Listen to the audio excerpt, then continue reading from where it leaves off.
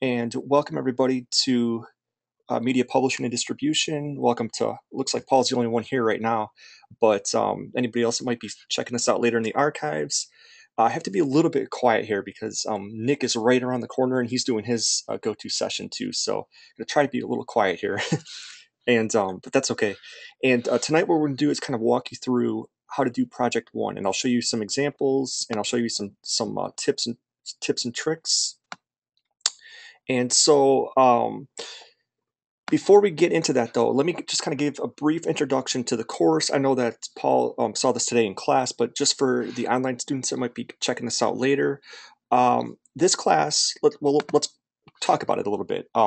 Whether your interest lies in print media, whether you come from a music background, whether you come from like a film background or a game background, this course this month will have something for everybody.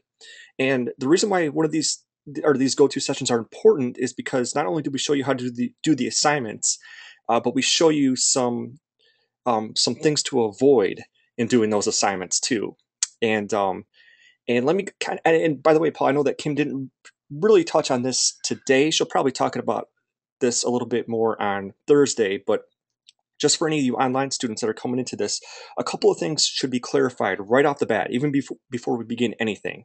Okay, one of the first things to keep in mind for this class and for this month is that the stuff that you do for this class does not, and then I repeat, does not have to relate to the final business plan that you're doing for EBMS. Now, I know that's probably different than most of your classes because you kind of like start with a project and then you, with Steve's class, and then you kind of build upon that in Nick's class and then with Ken's class and so on and so forth. This class, your projects that you do for this month do not have to relate to your final business plan. Okay, so for example, one of our students today in class, I think she said that she wants to, she comes from like a sort of a hospitality slash show production background. Well, for this class, that might not apply to, I mean, what your background is might not apply to this class. So that's okay. It just means that for this class, you can be a little bit hypothetical. And that's a good segue into the next point I was going to say. The stuff that you do for this class can be hypothetical. So, for example, those of you on the film team, you're going to be doing a film treatment for Project 2. Now, we'll talk more about that next week, but the stuff that you do for this class, we're not expecting you to have a full screenplay written, but that's okay because as a hypothetical class, you're going to pretend that you have that screenplay written. You just have to know enough about your story to be able to turn it into a treatment. It doesn't have to be a full screenplay, but it just has to be, a 5-page treatment. And we'll talk more about that. So, but I just want to kind of establish that right off the bat that you can be hypothetical in this class. And those of you on the music side, for example, you might not have a completed album, right? That's okay. But for the sake of this class, we're going to pretend that you do, because the point of this class is to show you how you would go about getting it out there once you do have it complete, even if you don't have it complete right now. Okay, so just wanted to establish that. And so we'll talk more about Project 2, of course, next week. But just to kind of introductory stuff, we're going to show you the first 2 weeks of class how you're going to go about doing this stuff the traditional way, which for a lot of people still is the preferred way to do things. In fact, I know somebody who's trying to become an author, and before he's going to try to get into the whole self-publishing thing, he's trying to first shop it around to agents. So the first 2 weeks we're going to show you how to do that. Try to get your stuff out the traditional way, which is contacting an agent and getting them to represent you. Okay, and of course with agents, I'm going to show you how to do Project 1, which is what you're going to do for, you're going to find an agent and then you're going to draft a letter, and I'll show you how to do that. But the way that this class breaks down, if you've had a chance to look at the syllabus, and hopefully everybody has by now, Project 1, which we're going to talk about tonight, that's worth 10%. Project 2, we'll talk about that next week, so don't worry about that just at the moment, but that's going to be worth 20%. Project 3 is going to be worth 20%. And by the way, what you see here on the screen, Projects 1 and 2 what we do the first 2 weeks of class, that's kind of how you would go about doing things the traditional way, right? The second part of class, when we get into project 3, that's where we kind of flip the script a little bit and we show you how to self-publish it and do things yourself, okay? But obviously, it's just week 1. It's only the second day, first day for you on-campus students. So we'll we'll hold off on talking about that until much later. But I'm just kind of breaking down the syllabus here. Project 4, which is technically called the collaboration assignment or the Google Doc assignment, that's worth 10%, and I'll explain that later. Actually, you know what? Let me kind of explain that right now, actually, before we get into Project 1 and drafting a letter and stuff, because that's going to take the most amount of our time here tonight. Let me just briefly explain Project 4, which is the Google Docs. If you go to FSO and you look at your important announcements, it'll say something like collaboration assignment. That's what this is, right? And for that, what you're going to be doing is that you're going to be choosing a team, right? You're either going to be in team print, team music, team film, or team games. Okay, you pick one of those teams. Whatever area of expertise you're in or whatever you're interested in, or even once again, because this is a hypothetical class, but this is also a real world class, meaning that the projects that you do for this class, you can take into the real world. And that's one of the goals of this class, which might be a little bit different than some of your other classes. And those, not to say that those other classes aren't important. I mean, it's important to know about entertainment law, right? It's important to know about branding and things like that.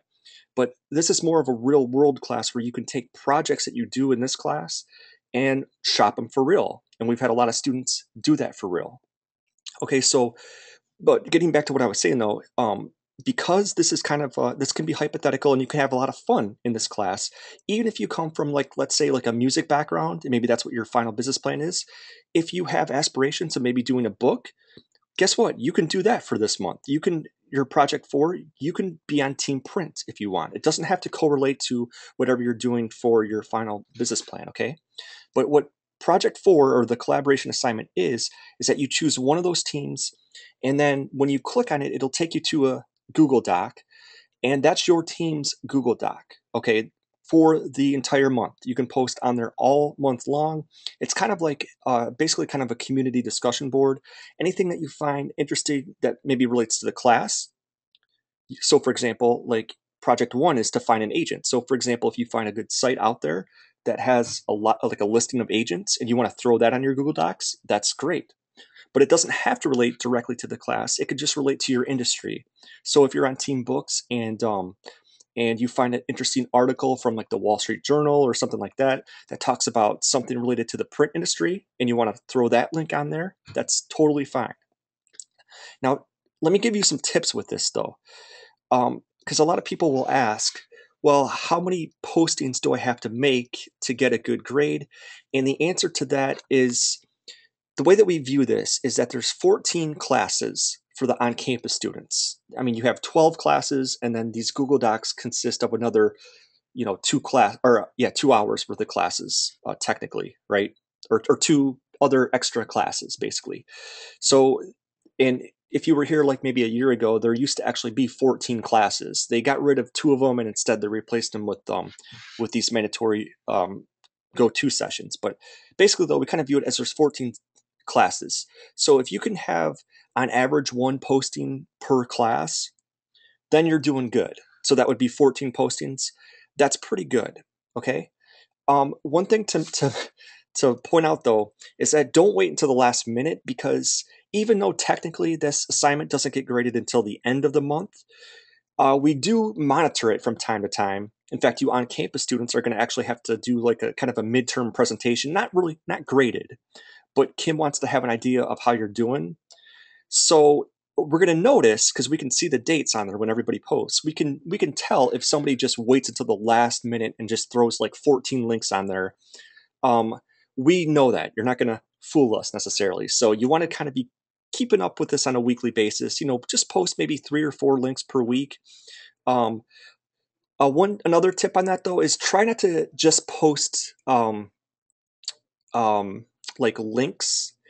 In fact, you know what? While I'm thinking about it here, let me just go ahead and show you what this looks like. Give me 1 second here. Let me pull up, for example, let's say like last month's. Give me 1 second here. Let's just go, for example, if I go to let me show you what this looks like, the Google Docs, right? And by the way, you people, you on-campus students, Kim will probably show you this as well in class, but I just want to show this for the online students as well. This is what like last month's looked like. Let me get a music one. Okay, this is from February. So this is what it looks like at the end of the month, right? You have people posting here, and you always want to make sure to sign your name. And you can see here this one student, Kim, she posted a lot. Okay, she did a lot. You don't have to post as many times as she did, but basically though, you're gonna make postings, right? You're gonna like find links, and don't just provide links though. Try to provide a little bit of commentary about what that link is about. And once again, this is what it looks like at the end of the month, right? You have people posting. It's kind of like a discussion board, basically, right? Anything, any resource at your team that you think that they might find interesting or helpful, feel free to post it, right? And so like this one, it goes on. This is what it's going to look like at the end of the month, right? Now this is like now I know that you on-campus students, there's only 5 of you, right? And actually nobody is in team music. So, but I mean, this is a class, this online class had about maybe 20 people in it, and probably about 8 or 9 of them were on team music, right? So they're going to end up having like, like close to hundreds, over 100 postings, right? So yours is not going to obviously be that much but those of you that are online, maybe there are 10 online students, so maybe yours will go on this long. But you get the idea here, right? You're just making postings, you're finding links, and you say, here's a link to this. I think it might be interesting. And so that's kind of what the Google Docs will look like, right?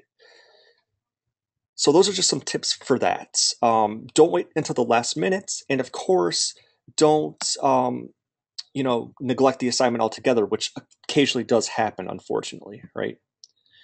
Um, and then, of course, for you online students, you have 4 weekly discussions, right? That's standard. You're used to that, right? Make sure to obviously do an initial post each week and also a response post. And of course, for you on-campus students, you don't have the discussions, but you have the current event presentation, and you have the 3 like case studies or quizzes, right? And that comes out to the 20%. So it's the same basic format, just slightly different in this part right here.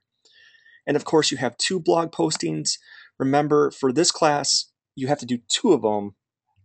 You can look at the instructions for that, but basically, you just find something related to the entertainment industry and you write like a 300-word commentary on it, right? That's all you have to do. And make sure to do 2 of them.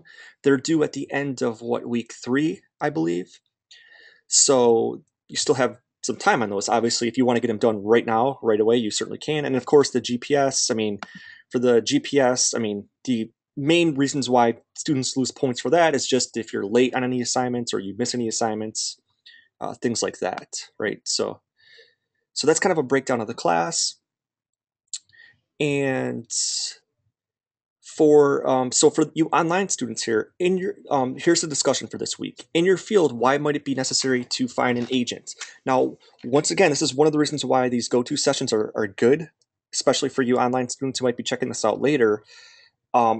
It's important to distinguish right away before you even do project 1 and before you answer discussion number 1 and before you go any further in this class. We have to get this out right away, okay? That this class, we're not looking for talent agents, okay? That relates a little bit more to the class that you may have had with Jill, I believe, the project and artist management class. Some of you may have had that with Kate. I'm not sure, but you may have had it with Jill, and that's talent agents, okay? We're not, in this class, we're not looking for talent agents. In other words, we're not looking for agents who are going to get you gigs. In this class, we're looking for agents who specifically shop the creative work. In other words, they shop the work. They're not shopping you, the talent. They're shopping the work, right? You're trying to find an agent who will represent your album if you're on Team Music, who will represent your game if you're on Team Games, who will represent your book if you're on Team Books, who will represent your screenplay if you're on Team Film, okay? We're not looking for talent or booking agents for this class, okay? So, but anyways, though, the discussion for this week is why might it be important in your field to have an agent, to find an agent, okay? Number 2, how would you go about finding an agent? I'm going to show you some tips on that coming up here in a couple slides. And what resources are available, I'll tell you some of those. And with many industries, such as print media, it's becoming more and more difficult to secure an agent. How is this challenging? And I mean, obviously, one of the things you can say, of course, is the fact that there's a growing population of authors, right? And there's lots of people out there who have a lot of talent. And of course, the field is getting larger. So that's one of the big challenges that you have, right? And finally, what are the specifications of the contract? You don't have to be terribly sophisticated and detailed with this, but just lay out some of the things that you would like to have in the contract. Okay? And even if at this point you don't know if they're standard or not, that's okay. That's okay. We're not going to be, going through with a checklist and saying, "Oh, that's wrong" or "That's wrong." I mean, but what would you like to have in that contract, right? So for the collaboration assignment, of course, remember the first step is to choose a team, right? Books, film, music, or games. And just to kind of go over just a little bit of material before we get into project one here, um, let's take a look here at kind of the history of the publishing industry real fast in just like 2 slides. Okay, prior to the 1430s, pretty much anytime that you heard the word publishing, that was like kind of a thing for the wealthy, right? The super elites, the royalty, things like that. But all of this changed with the invention of the printing press, right? Because the printing press, um, I don't even have the slide on here, but the printing press really changed things because this allowed for mass reproduction, right? The first book that came off the printing press was the Bible, right? And that was the most popular thing. And of course, religious people got to spread the word, and you had an increase in readership.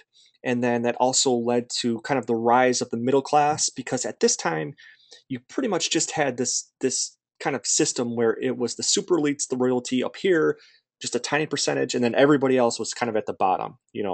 Farmers, agriculture people, things like that.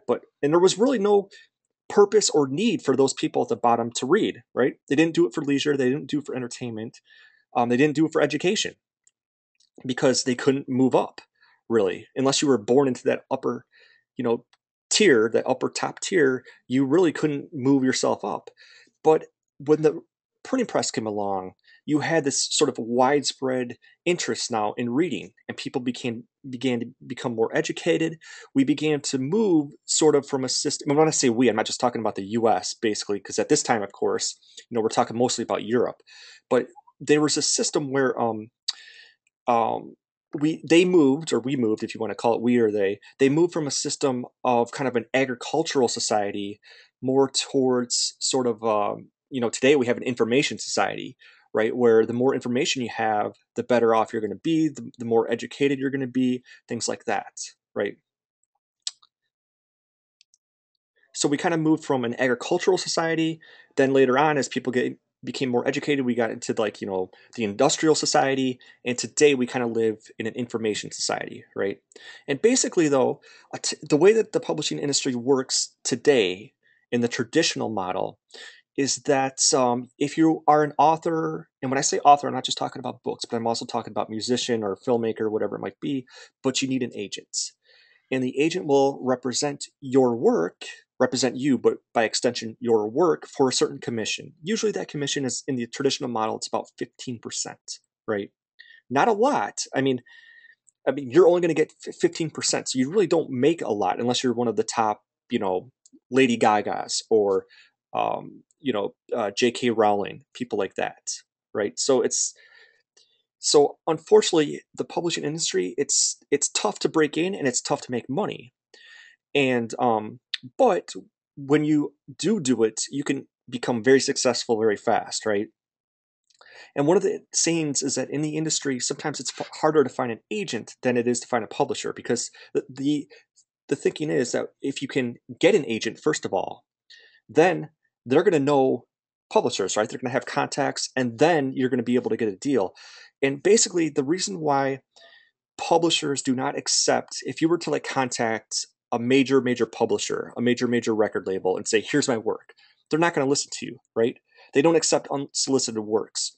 The reason for that is, first of all, lawsuits, right? Because you had this whole thing in the 60s, 70s, especially in the music industry, where a lot of times these labels would take works from these unknown people, right? These unknown musicians. But guess what? It turns out that they ripped somebody else off and there was all kinds of lawsuits. But even bigger than that, though, the reason why they don't take unsolicited works these days is because everybody thinks they're a superstar, right? And if they did take unsolicited works, they'd be just bombarded with all these people who think that they have the next big Harry Potter book or something like that, right? So as a way to kind of to circumvent this problem is they take these agents who act as kind of filters or intermediaries, and they say that agents are experts, right? They're going to be able to distinguish a great work, something that's going to sell, from something that's maybe not so good, right? And that's why the publishers will trust the agents to deliver them the top talent, right? That's why you need an agent. Because if you try to do something unsolicited, most of the time it's going to end up in the trash, right? So you need an agent. So here's the deal. Where can you find agents? Well, there's a number of resources.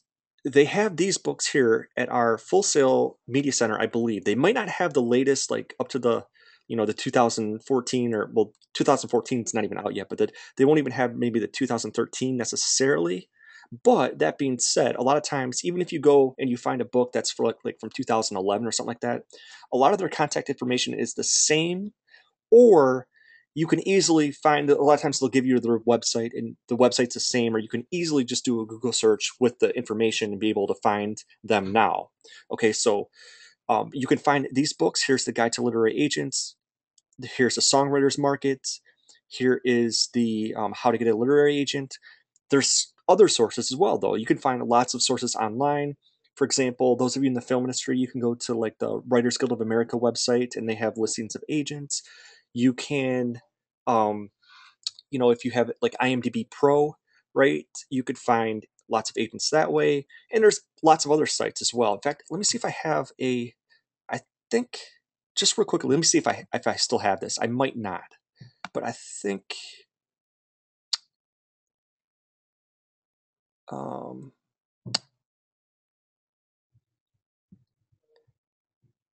okay, I thought I had, maybe I have it in Safari real quickly. Let me just try something in Safari. Um, if not, that's okay. Okay, yeah, I have it somewhere, but I have, but anyways, though, I had a list of some other sites you can check out. But I mean, you can do your research, and part of Project One, by the way, is to do your research.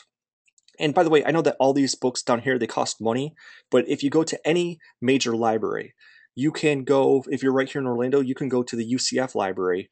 It's technically a public library. You can't check anything out without a card. You might have to pay, but you can find these books easily. In fact, I know exactly where they are because I go to that library quite a bit. It's on the first floor. You can't even check these books out, but you can just take it off the shelf and do some research in these books and copy information down, make copies or write it down, right? So you can find these books at any major library, and here's a starting point where you can find agents, right? Now the key thing is that you want to find an agent though that represents you specifically. You don't just want to take a list of like the first 5 agents you find, but let's just say hypothetically that you're on the book team and you're interested in doing a book project for this class.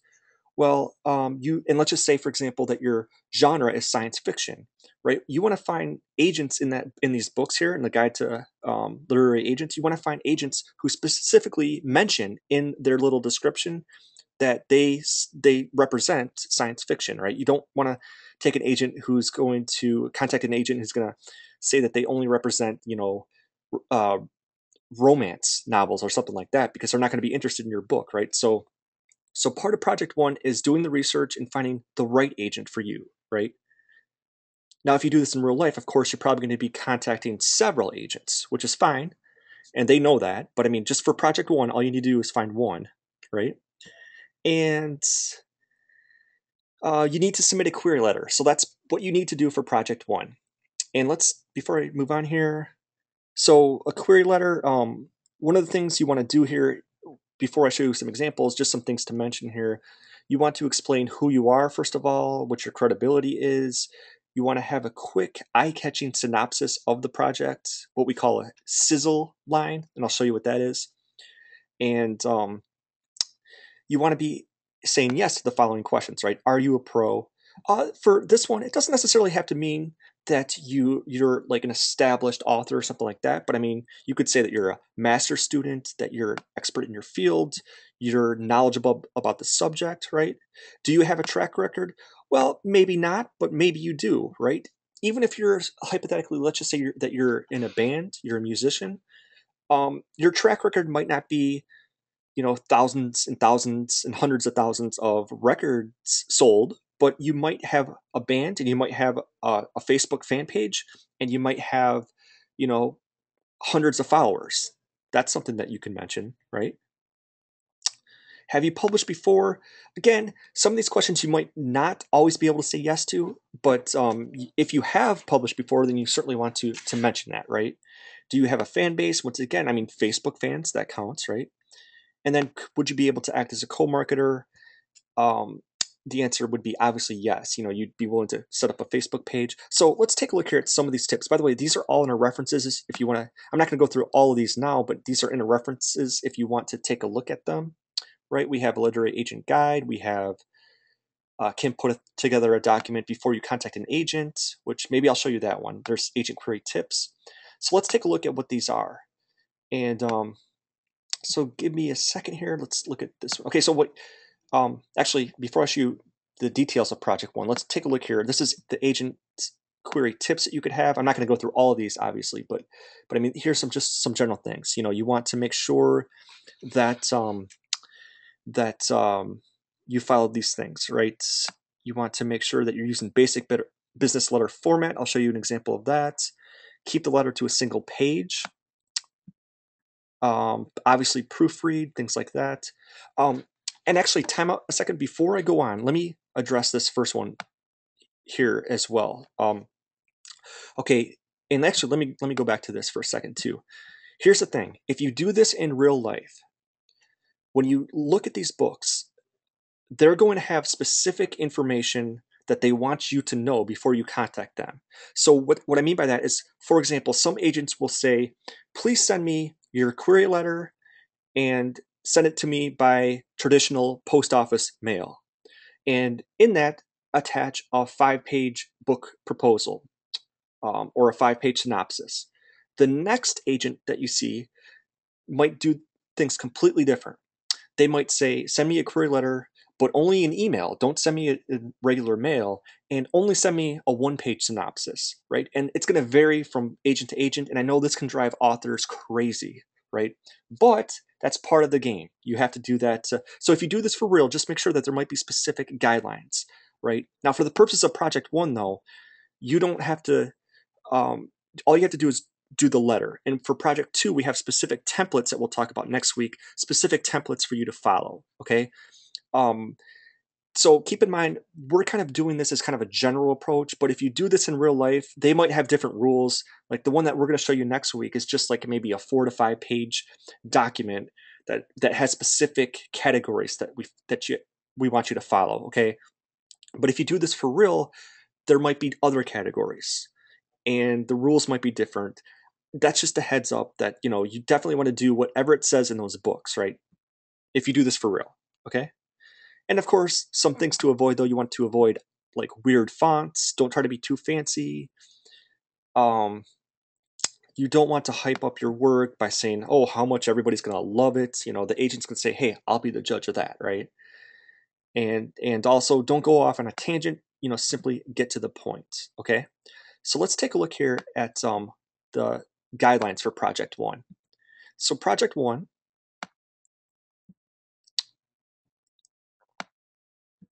this is, okay, so let's look here. First of all, you want to determine what field you're in, right? What kind of agent are you going to be talking to here? Are you going to be talking to a literary agent who might be representing a book or maybe even a screenplay? Are you going to be talking to an agent that represents music? You get the point, right? That's number one. Determine what content that you have. Try to, once again, use some of those books if you want, or do your own research online, or even talking with people, because a lot of you might know people already in the industry who know agents, and maybe there's somebody that you know who knows an agent that can kind of refer you, right? So there's lots of ways, but I just want to stress though that sometimes Kim and I get questions, well, where can I find an agent? Well, that's part of Project One. It's not just the letter. I mean, the letter is kind of the deliverable, that's what you deliver, but part of doing Project One before you even do the letter is to do your research on that. So Kim and I can't give you, a million different sources. Oh, here's one. Part of it is doing your research on that. Okay.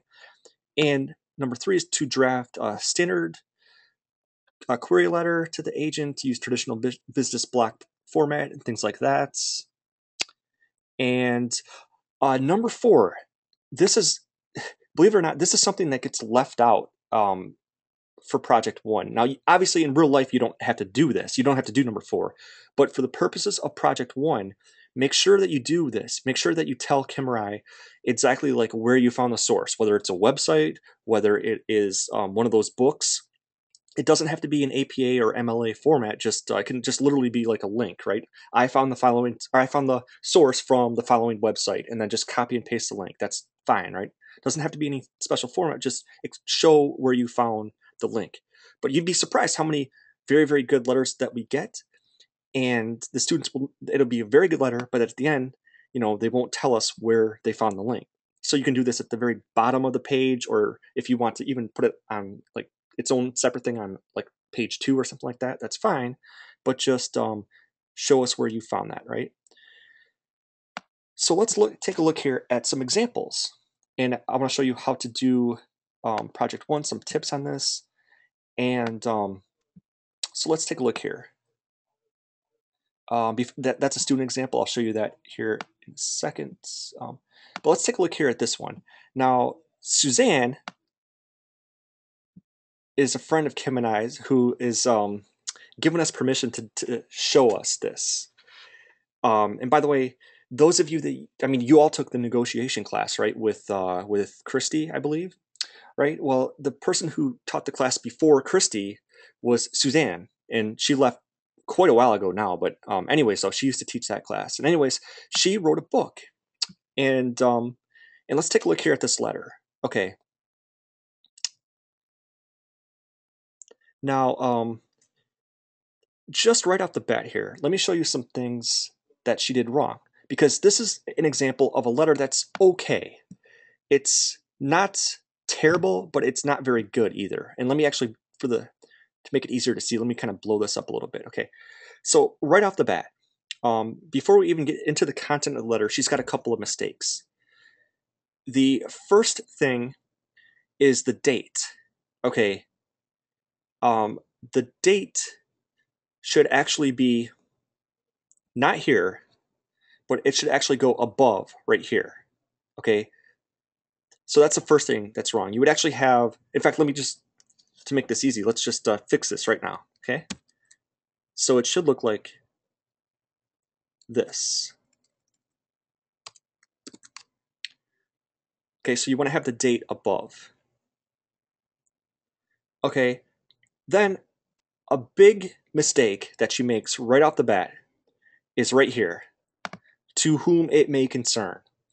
You want to definitely avoid this. Do not do this. We see this a lot, and you can always tell the students who attended these go-to sessions and those that didn't, because those that don't, we always see this, right? To whom it may concern. You want to have somebody specifically, right?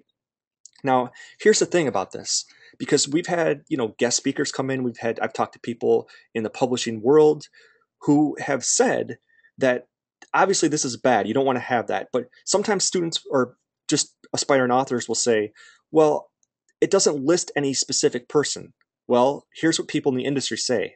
Pick up the phone and call them. They're not going to get mad. If anything, they're going to get mad at their own people for not providing that in the ad or the posting in those books or wherever it might be. So they're not going to get mad. You just simply pick up the phone and say, look, I'm an aspiring author and I'm going to write a query letter to you, but I'm looking for the specific person I should address it to. They're not going to get mad, and that'll save you a lot of trouble, because a lot of times at these big agencies, some of those agencies, especially in New York, have like dozens and dozens of agents working at the same place, right? And some of those agents will specialize, like I said, in maybe science fiction. Some of them will specialize in romance novels. Some will specialize in the horror genre. Some will specialize in like the crime genre. And all you need to do is, I mean, if you don't address it to the right person, they're not going to be interested in it, right? Sometimes, in fact, if it's not addressed to anybody at all, whoever is, in charge of the mail, they're going to just pick your letter up and throw it in the trash, right? Um, so that's the first mistake that she makes. You want to have a specific person. Okay. Then she says, okay, I'm writing in response to your latest query from Craigslist and blah, blah, blah. Okay, that's kind of a weak opening. This would be probably okay in a cover letter, right? For a job or something like that. Because like I'm writing in response to your ad that I saw on monster.com or blah, blah, blah, right? But for a query letter, you don't want to start off a letter this way. Instead, you want to have what we call kind of an opening sizzle line, right? So like one way to fix this right off the bat is to, okay, first let's get rid of this, right? I'm writing in response to your ad, blah, blah, blah, okay? How about, let's just say, what if you were able to ask the creator 7 important, unique questions. And that's just right at the top of my head. That's not even a great sizzle line, but that's kind of an example of how you might want to consider starting it out. And I'm going to show you better examples in the next couple of examples, right? But I mean, you want to start with something like that. I mean, I could do a lot better if I had more time. That was just right off the top of my head, but um, maybe something like this. Like, what if you were incredibly frustrated with the world,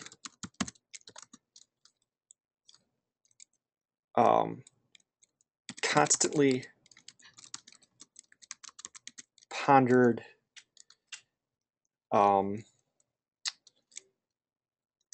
why things are so crazy, yet we're able to ask the creator 7 important, unique questions, right? And then you would say something like this. Well, guess what? My recent book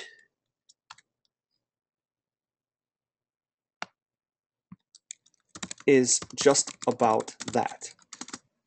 And wow, that's pretty good right off the top of my head. But that would be a good example of a kind of an opening sizzle, right? Where you're trying to get the agent right, you kind of get the agent hooked right away. It's kind of like similar to like when you guys were studying the finance class with David or actually maybe you guys had Mike at that point. But you know how they talk about the elevator pitch, right? That's kind of what this opening line is, because you want to get the agent's attention right away. You want to ask them a question, something to have them say, that sounds interesting, right? And then she goes on to say, okay, upon I realizing that, like many and full of important questions asked, she did a series of books. Okay, so this next paragraph is pretty good. One good thing, too, that she mentions is the fact that she has a series of books, which means that not only does she have one, but if this is good, then it could lead to a series, more than one book, right? But this next line is a little bit, for lack of a better word, a little bit corny, right? Readers will laugh hysterically and then sit in quiet contemplation as they ponder such critical inquiries. Well, that sounds a little bit lame, for lack of a better adjective, because the agent's going to be thinking, look, that sounds so stupid, and look, I'll be the judge if people are going to laugh and sit in quiet contemplation, right? So you want to avoid language like that. Then she says, okay, it's a delightfully funny book that strives to, okay, so that's pretty good. It's good too that she mentions that her book, it's already available. It just needs an ISBN. We'll talk more about what that is next week. But long story short, and you need an ISBN number to get into libraries. You need also, even at these days, basically you need an ISBN to get into stores actually as well. And you also need a barcode. That's stuff that's already in the book that you guys will be reading about starting next week, though, that you'll be learning more about. And then she ends it pretty well. She says, like, I'm a college professor, yoga teacher, music producer, attorney, blah, blah, blah. She talks about her websites. And then she ends it nicely. She includes her contact information, and of course she includes that up at the top as well, right? So that's how that letter could have been made better. Okay. Now, so I'm going to close this. I'm not going to save it because I want to show this again next month. So I'm not going to save that. But let me kind of show you an example of a better letter. Still not perfect, but it was better than Suzanne's. Okay. And same thing here. Let me blow this up a little bit. And I should mention too, I didn't mention this before, but you want to follow this format here where you have your name at the top. Technically speaking, I guess it could be over here to the left, but in general, for query letters, you want to have your contact information at the top, middle, and in bold, actually. So that's your contact information. Here's the agent's contact information. So right off the bat, you can see here that this writer has, and before I get into the flaws, because there's a couple of, well, at least one major one, but let's talk about the strengths of this letter. Okay, so first of all, he's got the letter up at the top in the right place. I'm sorry, he's got the date at the top in the right place, right? So you have the date, then you have the contact information for the agent.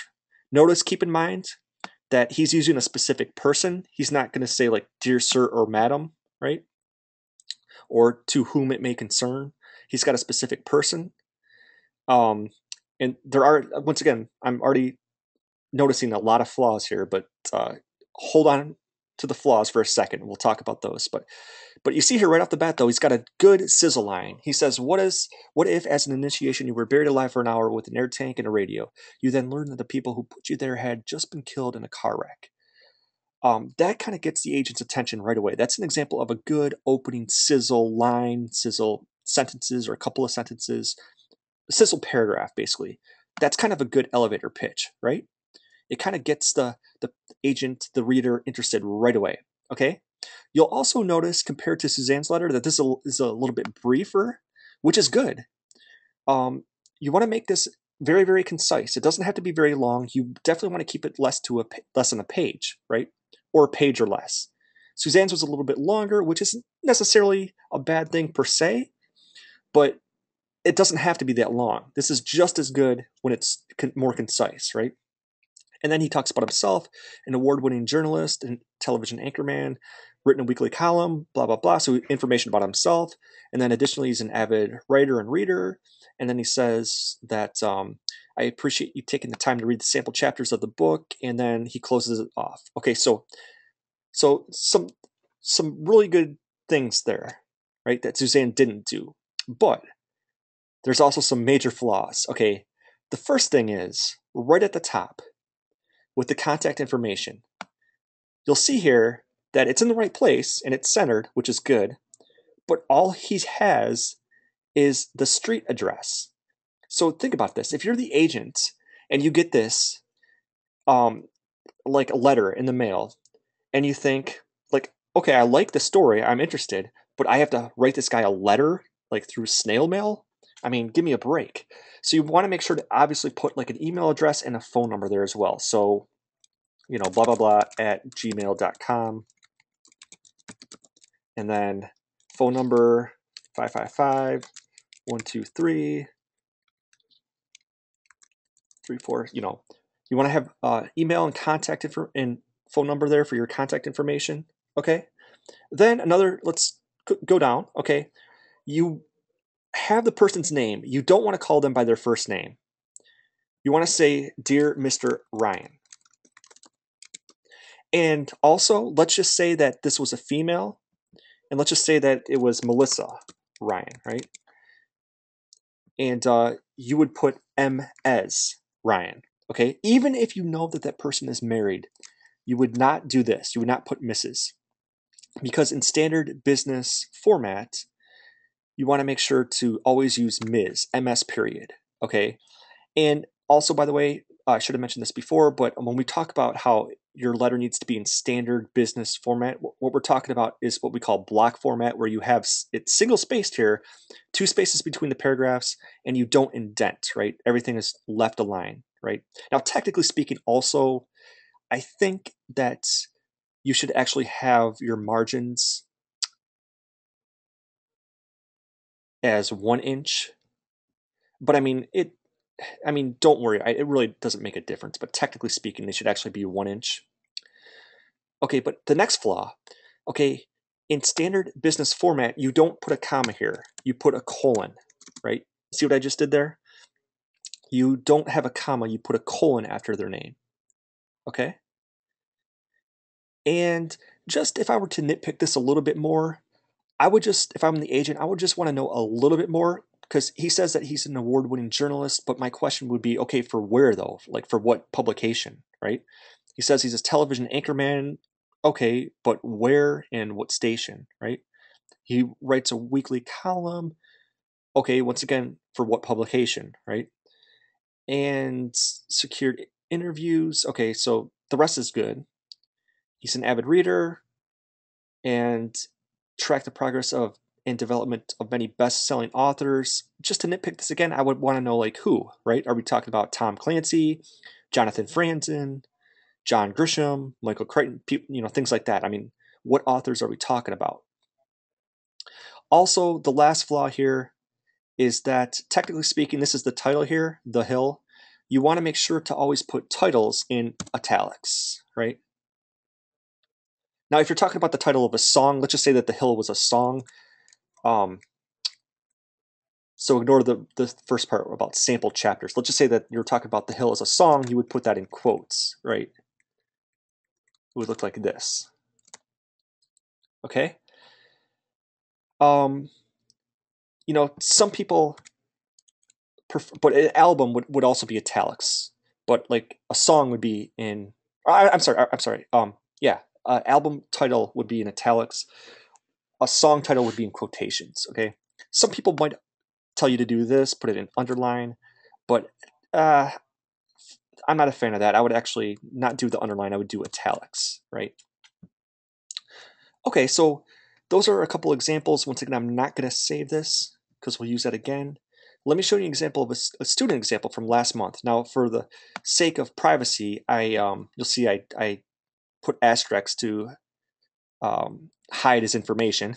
But this is an example of a student that got 100% last month on this assignment. Okay, so let's take a look here. So once again, I blocked out its name. Obviously, you wouldn't have abstracts up at the top here for contact information and email and phone number and stuff like that, but that's where your contact information would go. And once again, he's got the date in the right place.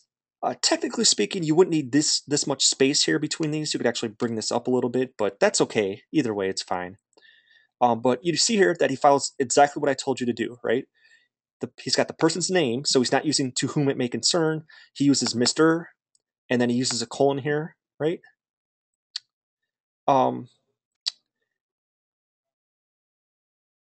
And okay, and then he's got a good opening sizzle. How to summarize a decade of music in a handful of styles in just a few tunes? Well, through the years, the art music composition has given me a glimpse on how to achieve just that. That's an example of an excellent opening sizzle paragraph, right? It's not too complicated, it's not too long, it's not too sophisticated, but it just gets right to the point and it's pretty catchy, right? And if I was the agent reading this, I would say, "Wow, okay, tell me more." And then he goes on to tell you a little bit about himself and about his credibility. Like his compositions have been featured at national and international festivals. He talks about his live experience, things like that. Uh, More stuff about himself. He's fully bilingual in Spanish and English, and so you get the idea. Now, in his case, I can't remember exactly what his project ended up being. In fact, it may have changed slightly between projects 1 and 3. But anyways, though, um, at this point, he didn't really specify an album. In fact, that was one of the suggestions I think I gave him. But he does have a YouTube channel, right? That he actually lists somewhere in there, and that's where he tells the agent to go. He's like, "Look at my stuff, and then see if you want to represent any of it," right? And then he closes it off with just a typical sincerely. You could also put like yours truly, things like that. And then also keep in mind, remember, if I go back to the instructions, remember what I said. Number 4, for you wouldn't do this in real life, but I mean, for the purposes of project 1, Kim and I want you to explain where you found your source, right? So that's exactly what he does, right? He says, you know, you don't even really have to explain it like he does, but he says like he learned about Mr. DeFazio through the links below. He's a part of my PLN. So he explains like where he found the agent. Okay, that's an example of a student that got a perfect 100% on this assignment. So that should give you a pretty good idea on how to go about doing this assignment. Okay, so I know that we went a little bit long tonight, almost an hour, it looks like. But that's kind of necessary for the first week. Most of our sessions won't necessarily go this long, um, but the first week it usually does. But so for you on campus students who might be checking this out later in the archives, and to Paul, let's kind of go through this. Here's the attendance questions that you need. And of course, before I go on, Paul, if you have any questions about anything, just go ahead and let me know in the chat box, and I'll be sure to address them. But I think this first project is pretty straightforward, and you can always tell the students who attended these go-to sessions because they do they use the right format, and then the ones who don't. So let's look at the attendance questions. And actually, before I even start these, let me just clarify this because this question comes up from time to time. This is only for the on-campus students. You online students that be listening to this, you don't have to do this little quiz here. This is only for the on-campus students because, as I mentioned, what happened about a year ago is that they took out 2 of the on-ground classes and replaced them with these online go-to sessions. So they're required for the on-campus students, even though everybody, including online students, should be attending these things as well. But this is just for the on-campus students to like kind of prove that they were there, right? So let's look at the questions, okay?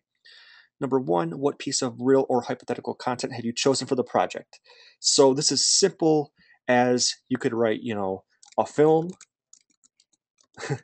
about, let's just say, um, a magic kingdom or something, something like that, right? Or a book about a magic kingdom, or an album that's tentatively called, you know, um, the telephone or something like that, right? Or a video game that's called Grand Theft Auto or something like that. I mean, obviously not Grand Theft Auto for real, but I mean, you get the idea, right? So that's number 1. Is just tell us a little bit about like what your project is. So now keep in mind, you still have until Sunday to figure that out. So it's not like you have to make a decision immediately, but I mean, you want to get going on project 1 as soon as possible. So try to figure that out pretty soon, relatively, and join a Google Doc team, of course, and begin project 1. Don't wait till the last minute. And so that's number 1. It's just to tell us what you've chosen. Number 2, very simple. This isn't rocket science. What Google team have you joined? So it has to be either what? Team books, could be like, books, or it could be film, or it um, could be games, or it could be music, right? One of those 4. And Marcus, or Maurice, that's all right. Actually, though, we were just about, we're actually done now. We're going through the attendance questions for the on-campus students. But this is being recorded, so that's okay if you came in late. I'm going to put this in the archives, probably if it works, later tonight, if not tomorrow. And of course, you can always go back and go to our references and check out any of those archives. They're pretty much all the same. So, but if you want to catch up this most recent one, we're almost done here. So, as soon as we get done with this little attendance question that the on-campus students have to answer, we'll go ahead and I'll try to put this on the archives tonight, so you can, check this out in like hopefully like within a half hour or so. And so number 2 is, simply what team have you joined? So it could be one of the 4, right? Oh, and by the way, before we go further too, let me make one thing that let me clarify something that I should have said earlier. There's these 4 categories, right? These 4, but keep in mind that if you're doing a magazine or something like that, that would fall under books, right? So even though these are the 4 categories, use common sense as to where's your project would fall into, right? If you're doing, for example, a TV show, you would be in team film, right? or even like a webisode series, something like that. Team games is pretty much straightforward. If you're doing an online game or a game for a console, obviously either of those is going to go into team games. And of course, music, that's pretty self-explanatory. Okay, number 3, why is it inappropriate to choose a talent or booking agent for this project? And what type of agent would you need for your particular project or for your content?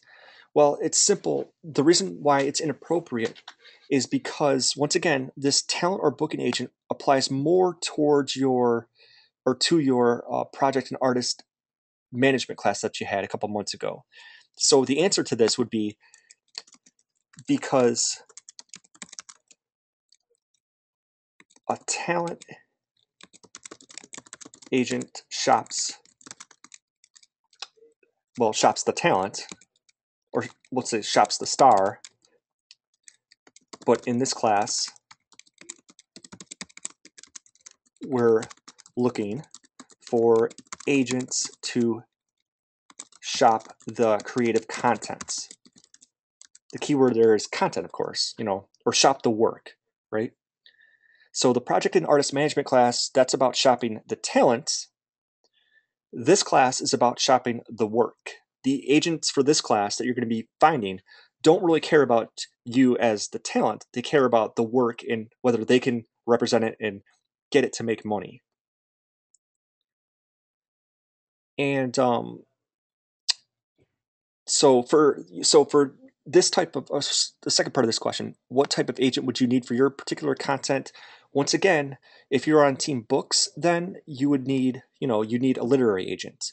If you are on games, then you would need it's difficult with games, because with games it's in some cases you're not shopping to exactly to an agent. Sometimes you're shopping to the game creator, but in that case, use your best judgment as to who you can find, basically.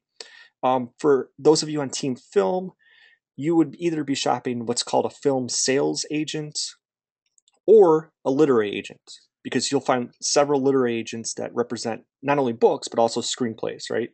And of course, if you're in team music, then you're going to be looking for what's called a songwriting agent, right? Because songwriting agents will, again, shop the songs.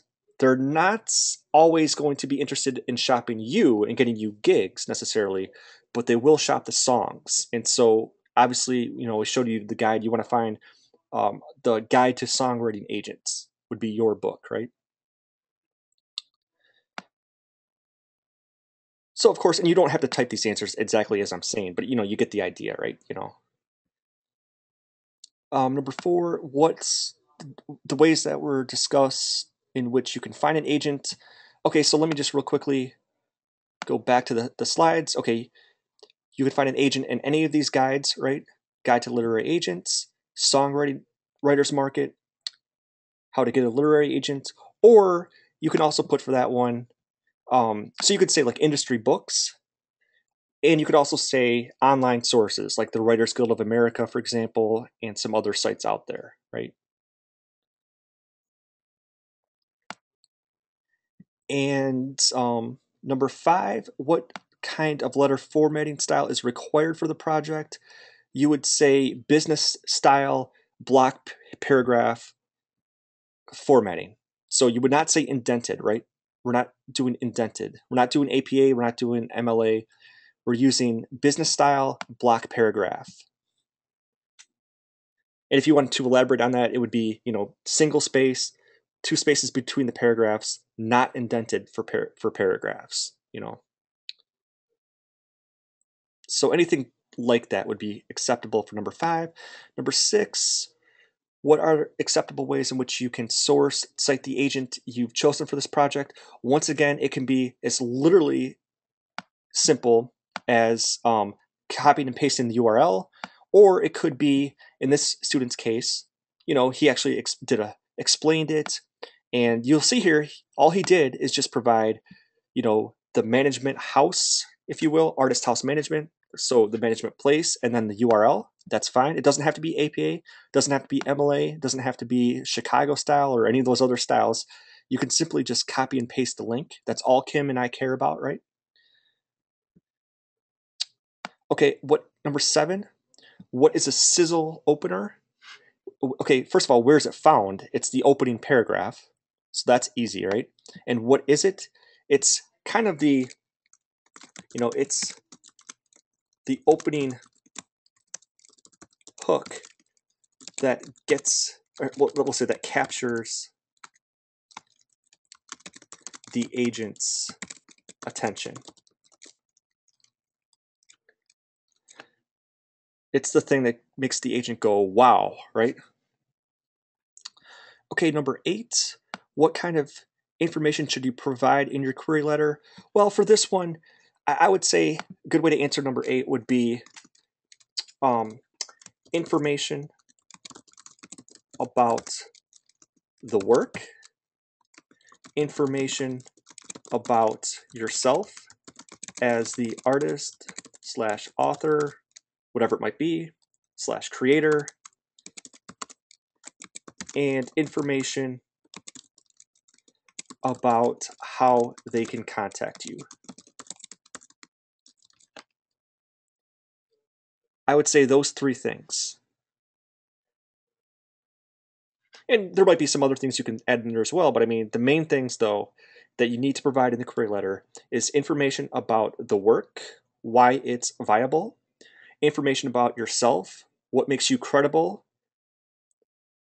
and finally, how are they going to contact you? As a case in that example, that second query letter that I showed you, remember that that was that writer's big mistake. He had a pretty good query letter, but there was no way to contact him other than snail mail, and that's really stupid, right? You don't always want to provide your email address and phone number there as well. And number 9, of course, what resources do we provide to help you with this assignment? Well, let's just go back real quickly to here. We provide these. You can just like literally, the agent query tips before you contact an agent, literary agent guide, sample query letter, and of course, you could even say the go-to session, the archived go-to session, right? I mean, these are all in the references. So like if you go to your FSO page and you just click on the references, all these things are there. And even, at least for the online students, I believe, and actually I think even for you on-campus students, I believe some of these things are provided right in the assignments themselves. In other words, like once you click on Project 1, like some of these things should be here.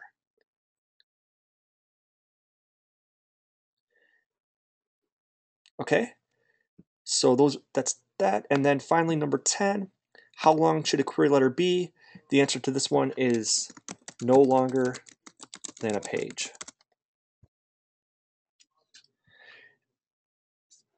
And by the way, you don't have to write this down for the answer, but I mean, the reason for that partially is the fact that a lot of these agents get literally dozens and dozens of these query letters each day, right? Or each week at least. And really, they just want to they want you as the writer just to get to the point. I mean, just tell them like they got a million things to do. They're reading all these query letters. They're out there trying to negotiate. You guys had that whole class with negotiation, right? And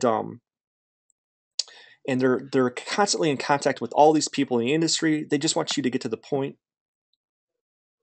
Okay, so Paul, the name of those 3 books here are, let me go back to them. Here, I'll even type them down in the chat box here. So there is the Guide to Literary Agents. There is the Songwriters Market. There is How to Get a Literary Agent. And actually, those are just some of them. There's other books out there. In fact, there's a guy, I forget his name offhand, but he came out with a book specifically for film people, for screenplay writers, screenwriters basically. and he's got a listing of like all kinds of agents. The only problem with that book though is that it's quite dated at this point. I mean, we're talking. I mean, this is like, maybe even 10 years ago at this point. I don't even remember how long that book came out, but even today though, even if you get that book, a lot of those agents are still around. They might have different contact information, but if you do Google searches on them, you'll still be able to find them. But I mean, there's other sources around as well, but those are just a couple of those books.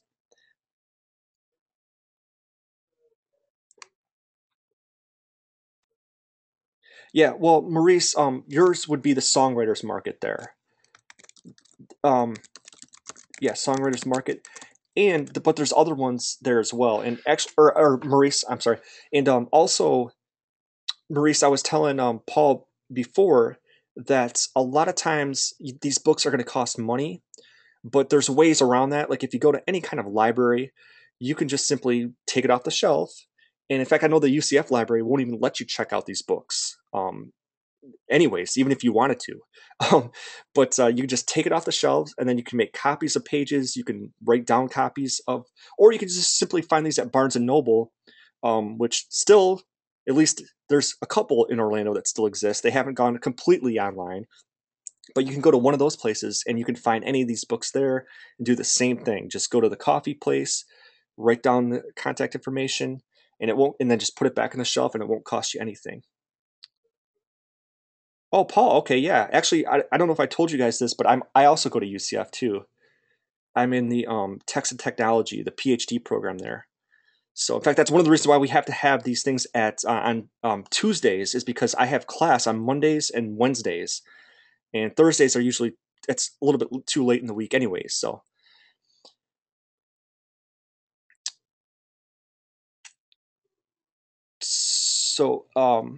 I think at this point, I know that Maurice, you were a little bit late, but that's okay. I'm gonna try to put this online right now as soon as we get off here, and also, even if that can't get done in time, because sometimes these things take a while with technology and with our system, unfortunately. And in recent months, we've been having a lot of trouble with putting these things and saving them, because for some reason on my new computer, these things, and I don't know if it's the computer or what, but they save, and there's just these huge files, and they don't let us put them on there on the Full Sail system. So I have to put them on YouTube, and sometimes even that can take a while, because YouTube will allow for a certain amount of space, but then sometimes it says it's too big, so we have to break it up. So, anyways, if I can't do that tonight, then you can always go back to our previous archives. We have a lot of them there in the references, and just go to a week one, and it's the same basic information that we've given out tonight. And of course, if anybody has a question, obviously the project one isn't due until Sunday. And of course, Paul and anybody else that might be listening to this in the on campus, of course, we'll see you guys on Thursday and Saturday, even before this is due. So if you have any questions, you can contact us, obviously through email or phone, but you can also, for you on campus students, you can obviously, you'll see us in class. So if you have any questions, and for you online students, of course, if you have any questions, just go ahead and send us an email, and we'll be sure to get back to you. We're actually really fast with emails, like usually less than 24 hours. So okay, so I just want to thank you guys for attending, and I'm going to go ahead here and I'll stop the recording right now.